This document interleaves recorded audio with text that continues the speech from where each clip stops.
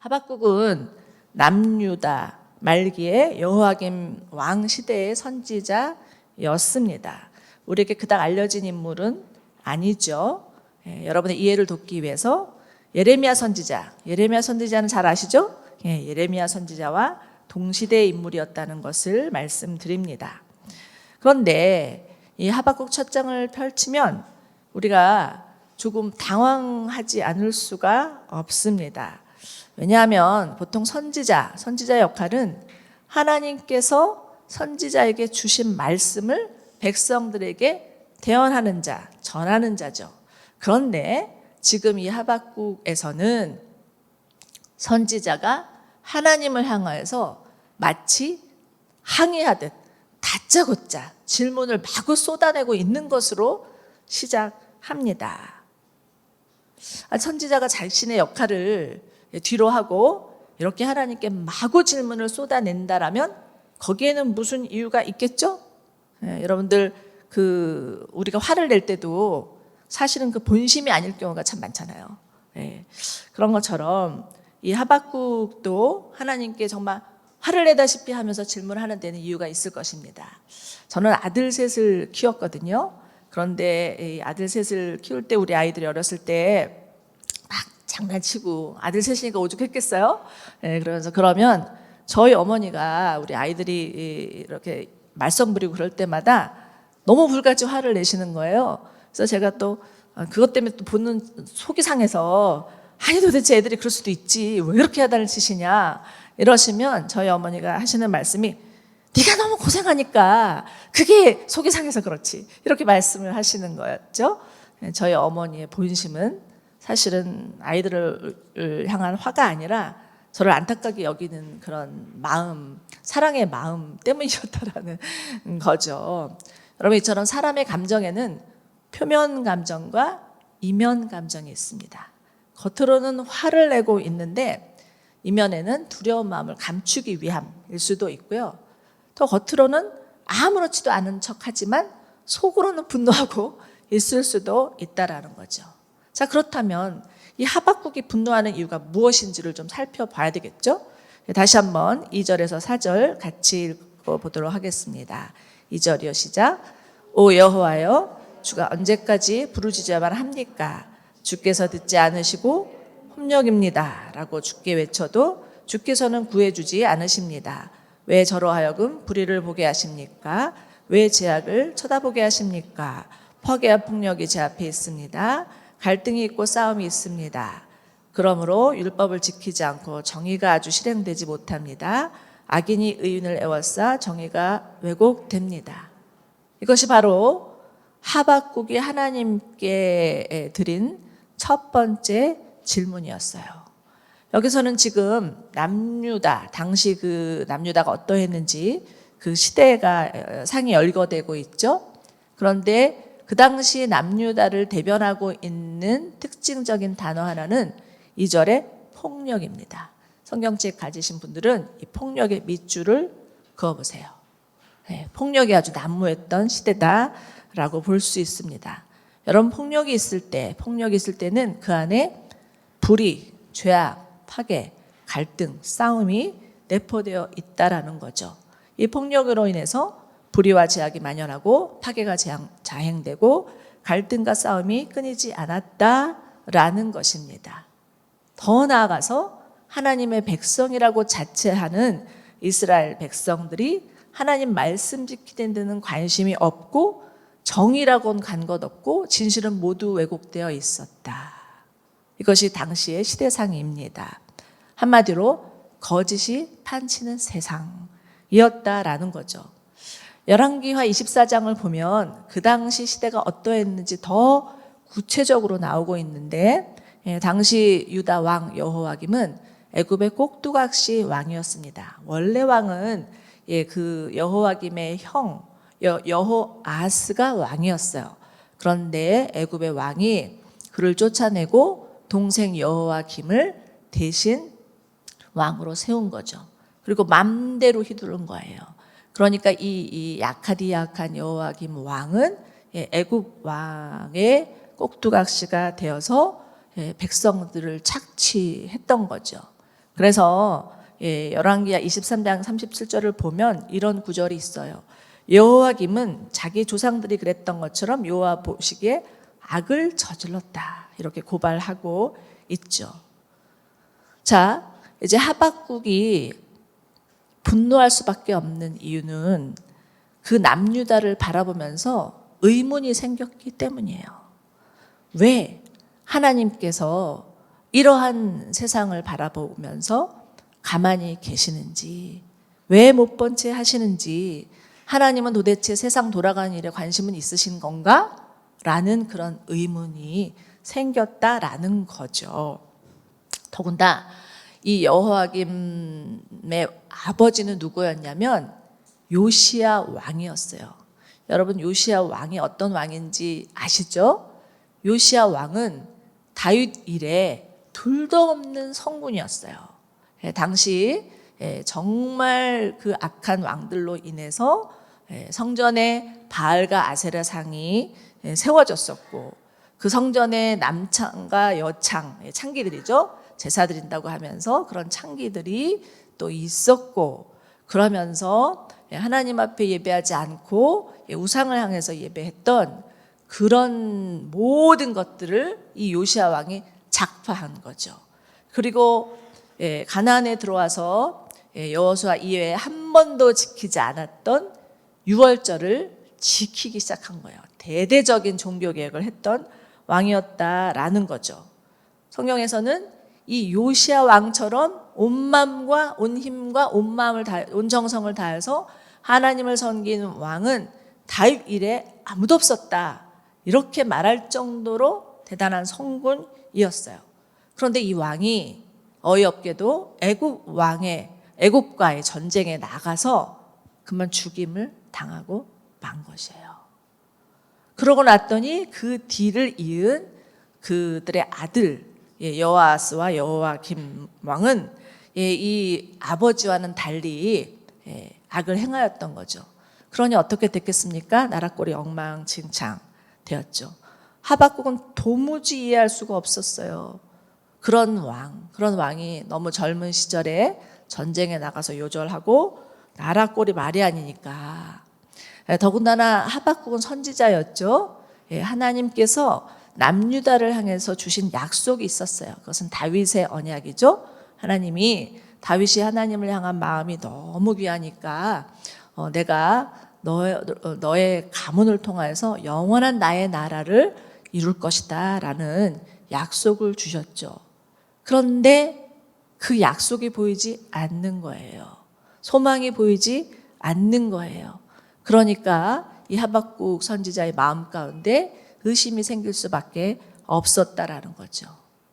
그러나 하박국은 이스라엘 백성들을 대신해서 하나님께 물어요. 도대체 왜 이런 일이 있어야 되는지, 도대체 하나님은 뭘 하고 계시는지, 도대체 하나님은 왜 수수방관하고 계시는지에 대해서 묻고 있습니다. 아무도 대놓고 물어보지 못해요. 그런데 하박국이 대신 이스라엘 백성들을 대표해서 묻고 있는 거죠. 여러분, 이 하박국의 심정, 우리들의 심정과 똑같지 않습니까? 이 하박국의 질문을 묵상하시면서 마음의 공감이 되시지는 않나요? 저는 이 말씀 묵상하면서 제 속이 다 시원해지는 것 같았어요.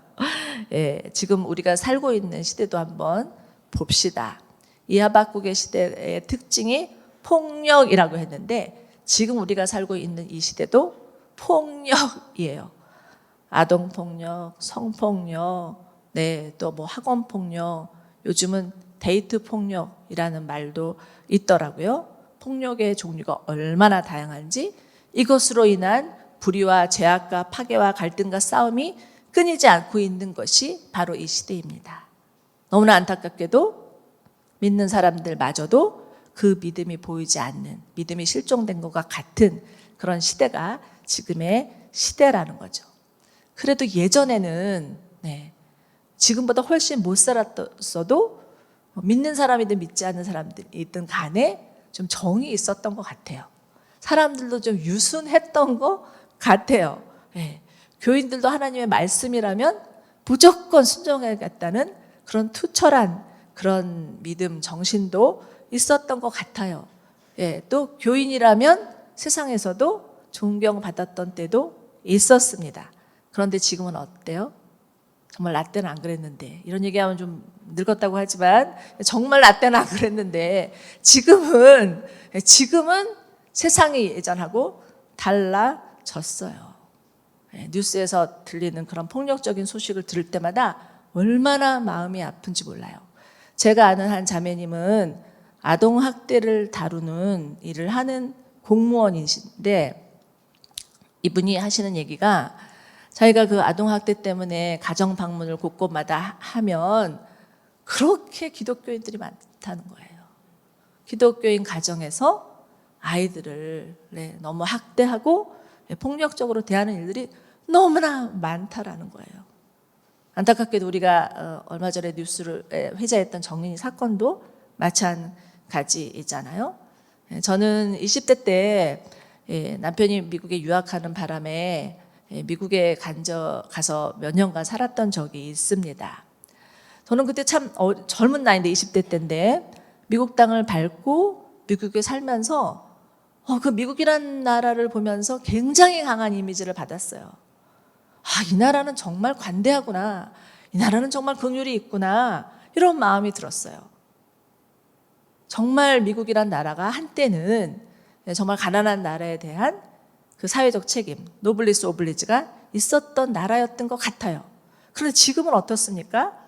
지금은 예전하고는 너무 다르죠. 이제는 분열, 테러 곳곳에 있고 자기 나라밖에 생각 안 하는 자국 이익주의로 돌아서고 더 이상 미국이 이 세상에서 가장 안정적이고 부유한 나라가 아니라는 것이 되어버렸다는 거죠.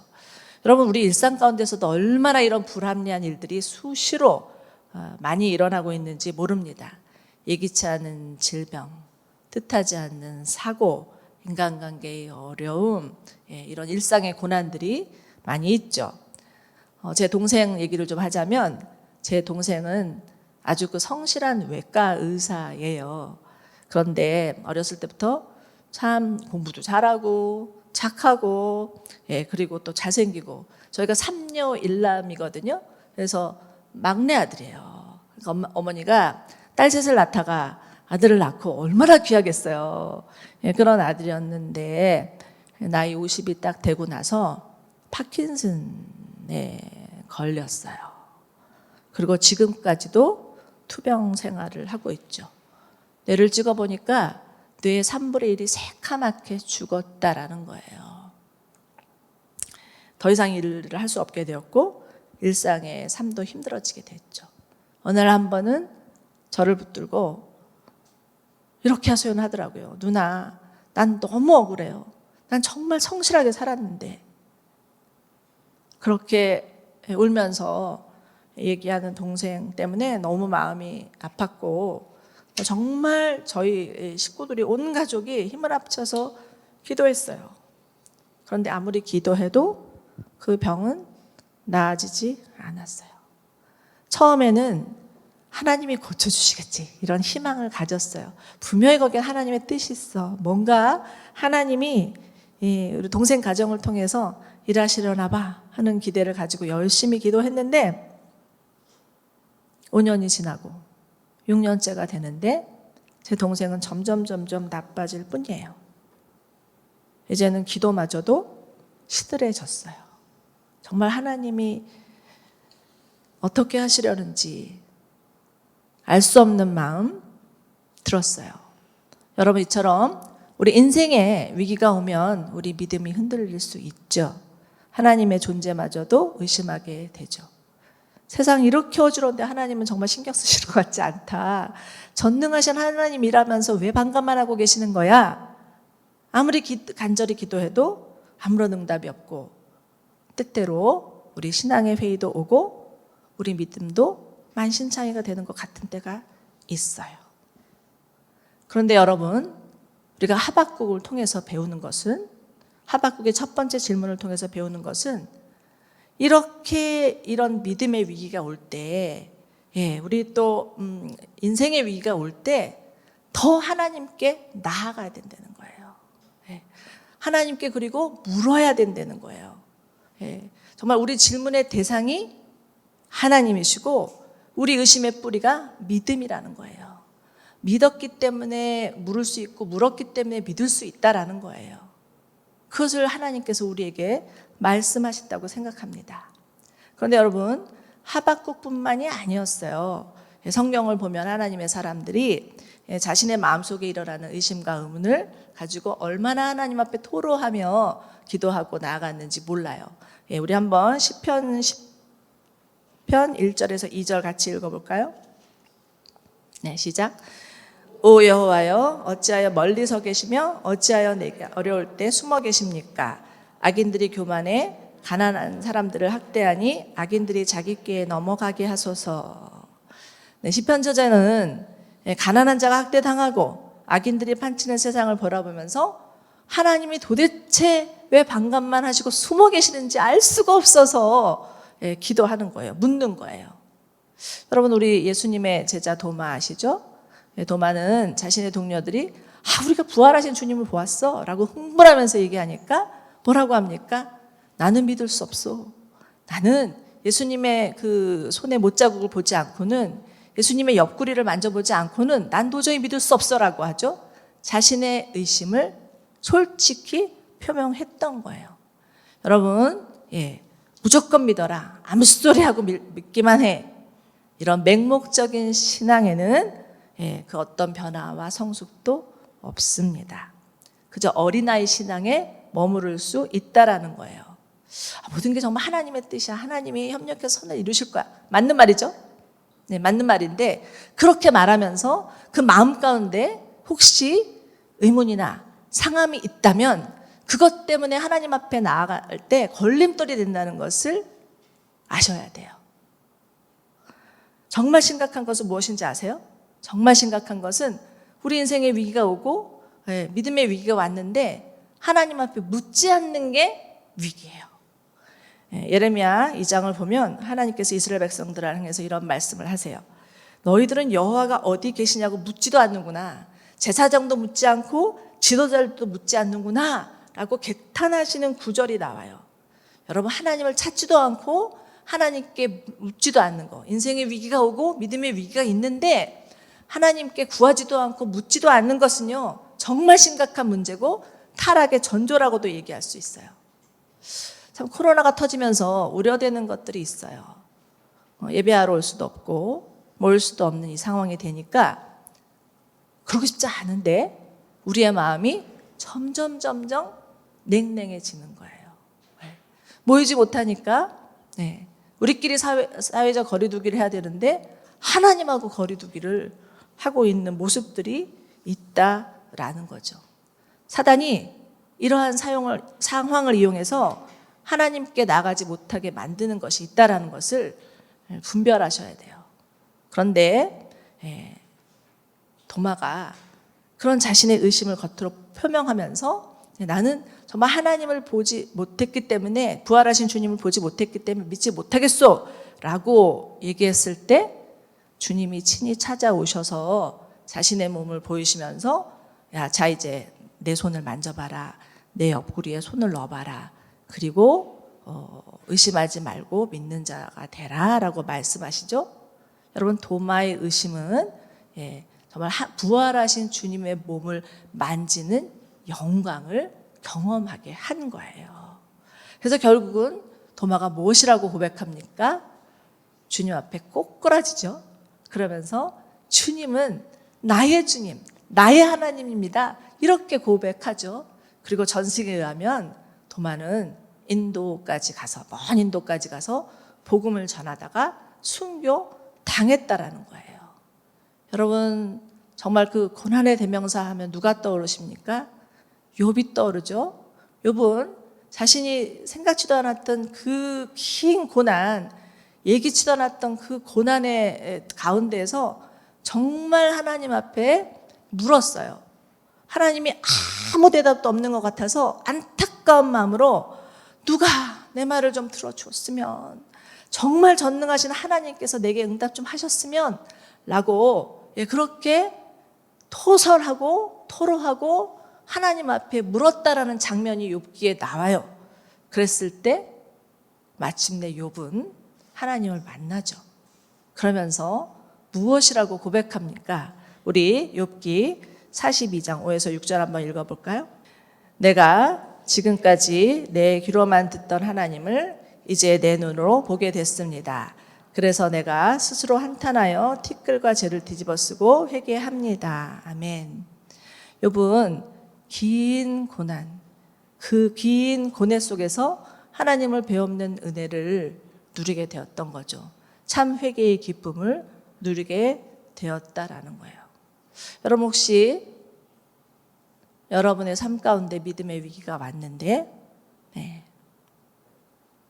마음속에는 하나님을 향한 의심과 의문이 있는데 묻지 못하고 계신 분 계십니까? 하나님께 물으세요.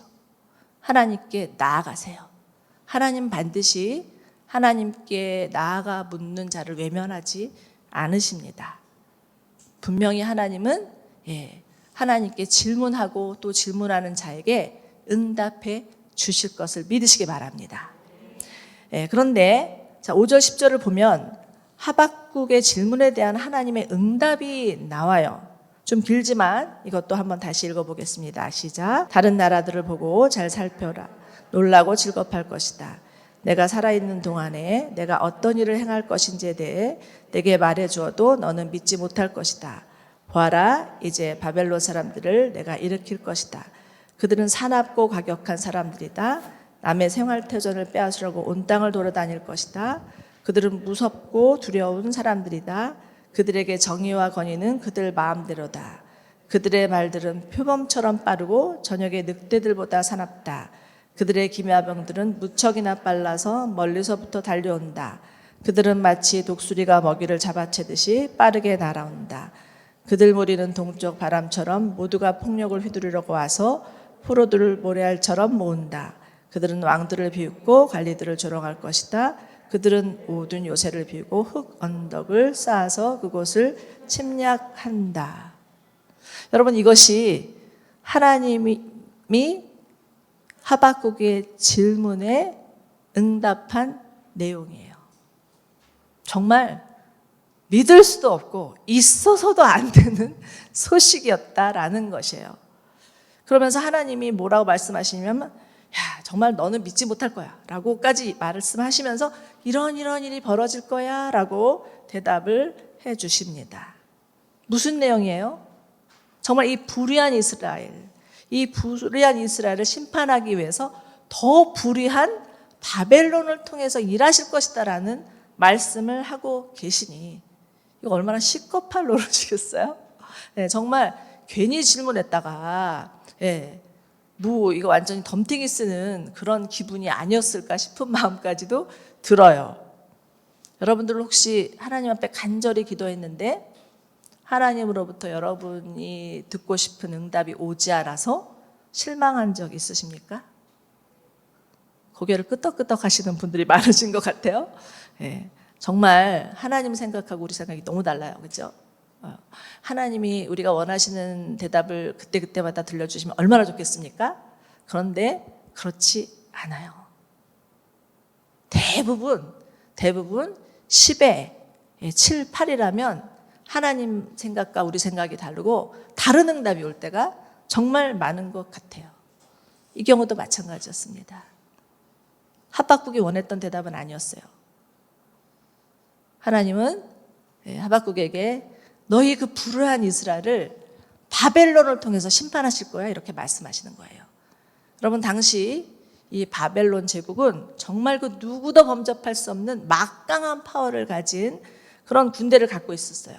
이들은 너무나 잔혹하고 이들은 너무나 민첩하고 너무나 날렵하고 자신이 원하는 것이라면 무엇이든지 손에 쥐고 그 어떤 것이라도 다 걸치 않은 그러한 군대였어요.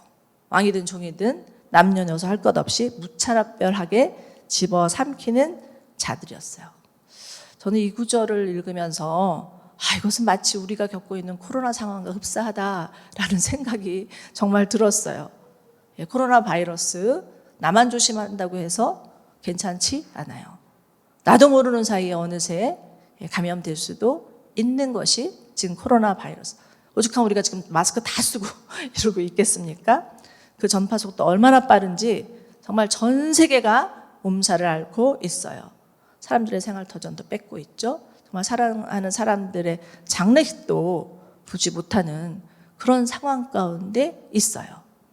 그런데 여러분, 이 코로나 바이러스는 하나님이 주신 천재가 아니에요. 그죠? 우리가 정말 다스리고 또 가꿔야 될 이 세상을 제대로 가꾸지 못하기 때문에 생긴 인재죠. 그래서 온 어려움이에요. 그것처럼 지금 남유다의 멸망도 하나님의 그 뜻이 아니었어요. 이 남유다가 멸망하게 된 것은 결국 그들의 잘못, 그들의 죄악 때문이라는 거죠. 열왕기하를 보면 그런 구절들이 많이 나와요. 그 원인이 무엇인지에 대해서 얘기하고 있어요. 요시야 왕이 아무리 성군이었어도 그 전에 행했던 악행들, 그 악행들을 그냥 참아 두고 볼 수 없어서 북이스라엘을 멸망한 것처럼 남유다도 멸망시킬 수밖에 없다라는 것이 하나님의 결론이었어요. 그래서 하나님이 이런 말씀을 하시는 거죠. 여러분, 하박국이 이 하나님의 응답을 들었을 때 그 심정이 어떠했을 것 같으십니까? 만약에 제가 하나님의 어떤 문제를 가지고서 기도했는데 하나님이 제가 원하지도 않는 대답을 하시면서 너는 그러다 망할 거야, 이렇게 얘기하신다면 얼마나 힘들겠어요.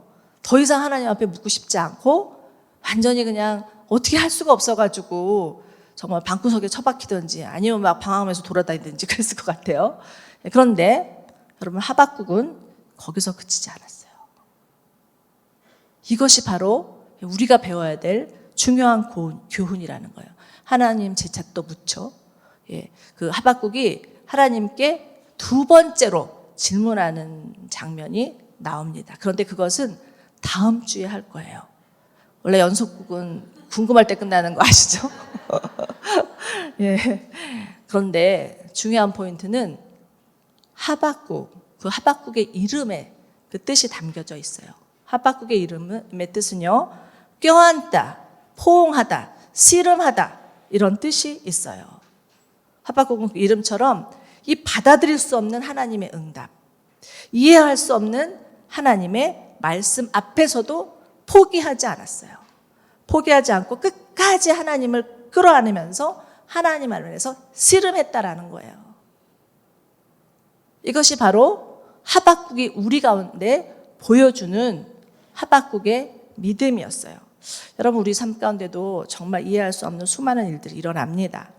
왜 이런 일이 일어나는지 받아들이기가 너무 힘들어요. 그런데 이럴 때 우리가 하나님 앞에 매달리지도 않고 하나님 앞에 답을 여려고도 하지 않고 그럴 수밖에 없는 거지, 다 하나님의 뜻이야, 이렇게 얘기하는 것이 믿음인 것 같지만 그것은 믿음이라기보다는 체념일 수 있어요. 하나님을 기대하는 마음이 아닐 수 있습니다. 점점 그런 마음을 갖고 있다 보면 사실은 원치 않지만 우리가 하나님께로부터 멀어지는 경우들이 너무나 있다라는 거예요. 여러분, 누가복음에 나오는 수로보니게 여인의 스토리 아시죠? 이 수로보니게 여인, 귀신 들린 딸이 있었어요.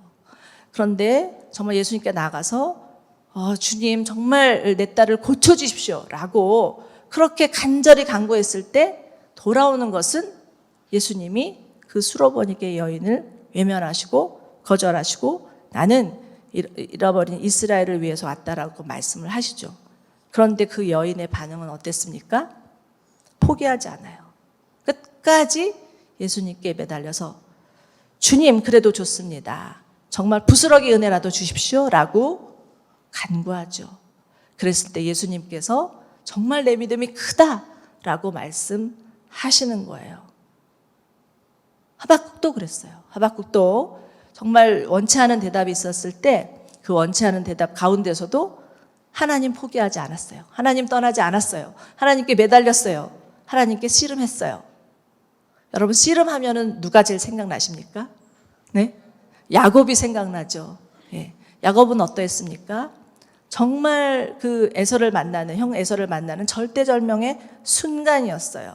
그 순간에 하나님께 매달리죠. 밤이 새도록 매달리면서 하나님, 정말 하나님이 하셔야 됩니다. 이것은 내가 할 수가 없습니다. 하나님 해주십시오라고 씨름하죠. 그래서 정말 오죽 그 씨름이 길었으면 이 야곱이 다리뼈가 절단되고 부러질 정도까지도 갔었는데, 그러나 거기에서 그 이름이 바뀌죠. 야곱에서 이스라엘로 이름이 바뀌면서 그렇게 말씀하시죠. 하나님이 자, 이제 너는 다스리는 자가 될 것이다, 이렇게 말씀을 하시는 장면이 나오죠. 그래서 결국은 야곱은 이스라엘의 12지파 가문의 조상이 되는 은혜를 얻게 되는 거죠. 여러분, 우리는 오늘 이 하박국서 1장의 말씀을 통해서 정말 중요한 것들을 마음에 간직하고 가셔야 돼요. 그것은 무엇이냐면, 아무리 믿음의 위기가 오고 그리고 일상의 어려움이 오더라도, 고난이 오더라도 하나님을 떠나서는 안 된다는 거예요. 하나님을 붙잡고 하나님께 해답을 얻을 때까지 끝까지 씨름하셔야 된다는 거예요. 저는 이 하박국을 묵상하면서 하박국 안에 있는 열정을 보게 된 것 같아요. 그러면서 제 마음 가운데 정말 하나님 앞에 회개가 되는 것은, 나는 이런 열정이 있는가? 나는 이만한 열정이 있는가? 전 사실 제 동생 위해서 기도하다가 지금은 조금 포기하는 마음들이 있었어요. 당장 병 낫기만을 위해서 기도하는 건 아니에요. 그러나 정말 제 동생이 이를 통해서 더 하나님을 만나고 정말 하나님 안에서 그 믿음의 삶을 살아갈 수 있도록 기도해야지 마땅한 거잖아요. 근데 그 기도마저도 너무나 오랜 기도 끝에 포기하고 있었던 제 모습이 너무 회개됐어요. 여러분, 지금 오늘날의 우리나라 교회에 정말 우리가 잃어버린 것은 열정이 아닌가 싶어요. 예전에는 어떻게 해서든지 하나님께 그 답을 얻고자 금식하고 철야하고 새벽하고 정말 소나무 뿌리 뽑으면서까지 하나님께 매달렸어요. 그래서 지금 우리 한국 교회가 있는 거잖아요. 근데 지금은 어떻습니까? 지금은 그 열정이 사라진 것 같아요. 우리는 그 열정을 회복해야 돼요. 정말 주님께 매달리면서, 주님 말씀해 주십시오. 어떻게 이 상황 가운데 우리는 살아가야 됩니까? 라고 주님께 구하며 나아가야 돼요. 주님이 우리에게 주시는 음성은 바로 이것입니다. 나를 떠나지 말고, 절대 포기하지 말고, 끝까지 하나님께 답을 얻을 때까지 주님과 씨름해라. 여러분, 다른 거 다 잊으셔도 돼요. 그러나 하나님과 씨름해야 된다는 이 한 구절, 이 한 단어 마음에 간직하고 가시기 바랍니다. 그래서 정말 여러분의 신앙생활 가운데 어려움이 올 때, 마음의 어려움이 올 때 기도의 골방으로 들어가시는 여러분들 되시기를 축원합니다. 그래서 하나님을 만나는 은혜가 있기를 간절히 바랍니다. 여러분, 우리는 정말 이 하박국 시대처럼 지금 너무 어려운 시대를 살고 있어요.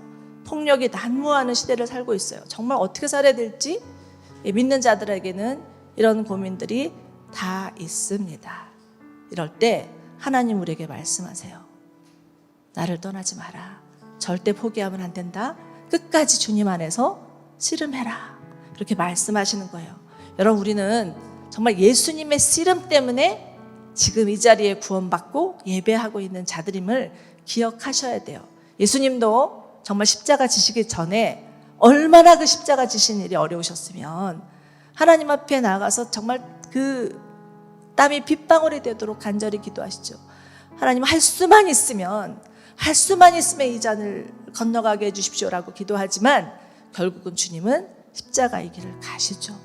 참, 하나님 안에서 예수님이 씨름하셨기 때문에 우리에게는 놀라운 구원의 은혜, 그 은혜가 주어졌고 그것을 누릴 수 있고 그것을 맛볼 수 있게 된 것입니다. 사랑하는 여러분, 혹시 여러분의 삶 가운데, 여러분의 마음에 이런 신앙의 위기가 왔습니까? 믿음에 또 어려움이 있으십니까? 행여 하나님께 실망하여서 하나님과 거리두기 하고 계신 분은 안 계신지 모르겠어요. 행여 또 기도하다가 오랜 기도에도 응답이 없어서 기도를 놓치고 계신 분들 계시지는 않은지 모르겠어요. 아니면 아무 열정 없이 아무 기대 없이 그냥 익숙한 신앙생활에 젖어 있는 분들이 계신지도 모르겠어요. 다시 우리 하나님 안으로 들어갔으면 좋겠어요. 하박국이 하나님을 껴안았던 것처럼 우리도 하나님을 껴안았으면 좋겠어요. 그럴 때 오히려 하나님께서 우리를 꽉 끌어안아 주시는 은혜를 경험하게 되실 것이요. 여러분, 신앙의 위기는 그 위기를 통하여서 하나님 앞에 더 깊이 들어갈 때 그 안에 믿음의 깊이가 더해지는 은혜가 있으리라고 믿습니다. 여러분, 우리 안에 열정이 없으면 부흥도 없어요. 부흥이 없으면 현상 유지하는 것이 아니라 점점 쇠퇴할 수밖에 없어요. 우리의 열정은 회복돼야 됩니다. 그 열정은 어떻게 회복돼야 되냐? 하나님 앞에 들어가는 거예요. 하나님을 끌어안는 거예요. 하나님과 씨름하는 거예요. 그러할 때 정말 하나님을 배우는 은혜가 있고 우리 심령의 부흥이 일어나고 하나님의 얼굴을 대면하는 그러한 시간들을 경험하게 될 줄로 믿습니다. 우리 남양주 온누리교회 정말 이 어려운 시대를 살아가면서 여성들이 정말 하나님 안으로 더 들어가고 하나님과 씨름하고 하나님을 만나고 믿음의 깊이가 더해지고 우리 심령의 부흥이 일어나는 놀라운 사건이 우리 가운데 일어나기를 간절히 축원합니다.